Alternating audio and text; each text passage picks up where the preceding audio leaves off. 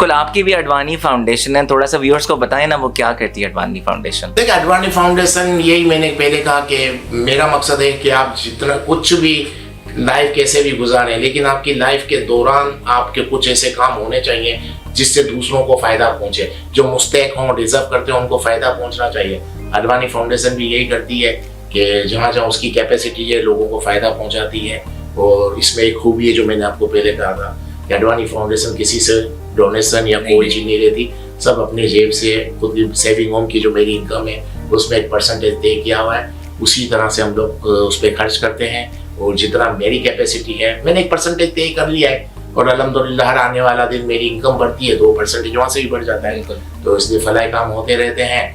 क्योंकि जब आप किसी को कुछ दे रहे होते हैं, तो आपका कॉन्फिडेंस और बढ़ जाता है।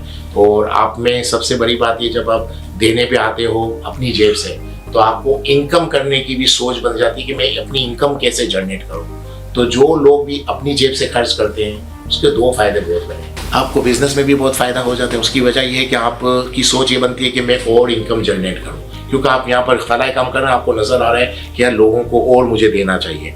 तो आप किसी से मांग नहीं रहे, तो आप क्या करेंगे? अपने बिजनेस को और बनाएंगे, अपनी कैपेसिटी और बढ़ाएंगे काम करने की, उससे इनकम होगी। तो आपको फायदा ये होगा, आपकी इनकम जनरेट होगी, आपका बिजनेस बढ़ गया और फलाह काम भी होगा। ये जब आप अपनी जेब से खर्च करने पे आ जाते हैं तो आपको और बहुत से फायदे हैं। आखिरत तो अपनी जगह बन गई आपकी, दुनिया भी आपकी बन जाती है, और फाइनेंशियली आप बहुत ज़्यादा स्ट्रॉन्ग कर जाते हैं। क्योंकि जिसको खर्च करना आ जाता है ना, वो कमाना खुद ब खुद सीख जाता है। अडवाणी साहब, मैं तो ये कहना गलत नहीं होगा आपके लिए कि आपने 2 अकाउंट्स खोले हुए, एक दुनिया में एक आखिरत के लिए। दोनों अकाउंट्स जो हैं वो रिप्लोइंग ऑफ द फंड्स करते चले जा रहे हैं।